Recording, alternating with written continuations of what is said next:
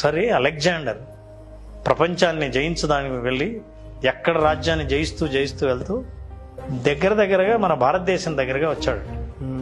వస్తే ఎవరో అన్నారంట, అయ్యా భారతదేశం యోగులకు మహర్షులకు చాలా ప్రసిద్ధి, ఇక్కడెక్కడో దగ్గరలో అడవిలో ఒక యోగి ఉన్నాడంట, ఒకసారి కలుద్దాం.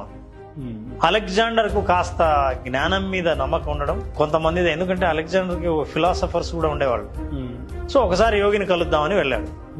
మన భారతదేశపు బార్డర్లోకి వచ్చిన తర్వాత ఒక అడవిలో ఎక్కడో చెట్టు కింద మౌనంగా తపస్సు చేసుకుంటున్న ఒక యోగి కనిపించాడు.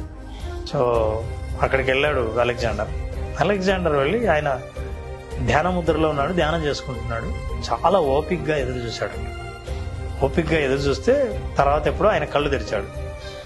అయ్యా, మీ గురించి మేము విన్నాము, మీకు ఎంతో జ్ఞానం ఉంటుందట, మీరు నాతో పాటు గ్రీస్కి వస్తే మా దేశానికి మా ప్రజలందరూ సంతోషిస్తారు, అందులో జ్ఞాన భూమిలో అడుగుపెట్టి ఒక వ్యక్తిని నాతో తీసుకెళ్తే మీరు ఎంతో సంతోషిస్తారు, మీకు ఏం కావాలన్నా ఇస్తాను. అప్పుడు ఆ యోగి అన్నాడు, నేను సన్యాసిని, సన్యాసి అంటే అన్నీ వదులుకున్నవాడు, ఏ ఆశలు ఏ కోరికలు లేనివాడు, నువ్వు నీ దేశానికి వెళ్ళి నాకు ఇస్తానన్న కోరిక నాకేమీ లేదు, నేను ఇక్కడే ఉండిపోతాను, నీ దేశానికి రాను, ఏ జ్ఞానం కావాలనో చెప్పు అన్నాడు. నాకు కాదు, నా ప్రజల కోసం రమ్మంటున్నాను అన్నాడు. నేను రాలేను, ఇక్కడే ఉంటాను, నాకు ఇక్కడ ఆనందంగా ఉంది అన్నాడు. నువ్వు ఎవరితో మాట్లాడుతున్నావో తెలుసా? అలెగ్జాండర్ మహారాజు, చక్రవర్తితోనే నువ్వు రానని చెప్తావా అంటే, నేను రావాలనిపించలేదు, నేను రావాలని అనుకోవడం లేదు కూడా అన్నాడు. అసలు ఒక చక్రవర్తి ఆజ్ఞను నువ్వు శిరసావించకపోతే పరిణామం ఏంటో తెలుసా? నేను ఇప్పుడే చంపేయచ్చు, ముక్కలుగా నరికేస్తా అన్నాడు. నువ్వు నరకలేవు అన్నాడు. అసలు ఎవరితో మాట్లాడుతున్నావు? నేను చెప్పిన ప్రతి దానికి నువ్వు వ్యతిరేకం చేస్తున్నావు, అసలు నాకు అంత శక్తి లేదని నువ్వు ఎట్లా అనుకుంటున్నావు? నువ్వు చంపలేవు నన్ను అన్నాడు. ఎందుకు చంపలేను అన్నాడు. నువ్వు నా బానిసకే బానిసవు, నన్నేం చంపుతావు అన్నాడు. అదేంటి, నీ బానిసకు నేను బానిస ఏంటి? నా కిందే 100,000 మంది బానిసలు ఉన్నారు, నేను బానిస అంటావా అని. అసలు ఏంటో చెప్పు, నీ బానిస ఎవరు, వాళ్ళ కింద నేను బానిస ఎవరు అన్నాడు. యోగిగా నేను కోపాన్ని జయించాను, కోపం నాకు బానిస, నువ్వు కోపానికి బానిస. కోపానికి బానిస అయిన, నాకే బానిస అయిన, కోపానికి బానిస అయిన నువ్వు నన్ను చంపడం ఏంటి? ఒకవేళ చంపినా నా దేహాన్ని చంపుతావేమో కానీ నా ఆత్మను కాదు అన్నాడు.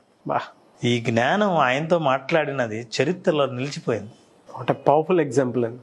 సో కోపం అనేది మనిషికి ఏ స్థాయికి వచ్చిందేమో, ఆయన పర్పస్ వేరు, చివరికి వచ్చింది ఏంటంటే మొత్తం రివర్స్ అయింది. ఆయన రాకపోగా ఈయనకి అవమానం జరిగి అలెగ్జాండర్కి అఫ్కోర్స్ ఒక కొత్త జ్ఞానాన్ని తెలుసుకున్నాడు. ఒక స్టోరీ ఏంటంటే, అన్ని కుక్కలు పరిగెడుతుంటాయి కాంపిటీషన్కి, అన్ని కుక్కలు పరిగెడుతుంటాయి, ఎవరు ముందు వస్తారో అని వరుసగా నిలబడ్డాయి. ఆ పక్కనే పులి ఉంటుంది. చేతనైతే నువ్వు మాకంటే స్పీడ్గా పరిగెత్తి చూపించు అన్నాయంట కుక్కలు అని. రెడీ 1 2 3 అని పరిగెత్తాయంట కుక్కలు. పులి పరిగెత్తలేదంట. అప్పుడు ఎవరో విలేకరు వచ్చి అడిగారు. ఆ విలేకరి సుబ్రావ్ వెళ్ళి, ఏం పులి, మా పరువు తీసావు, అడవిలో రాజువి, అక్కడేమో కుక్కలు పరిగెడుతున్నాయి, అవి ముందు వెళ్ళేటట్టున్నాయి, నువ్వు ఇంకా కదలలేదే అన్నాడు.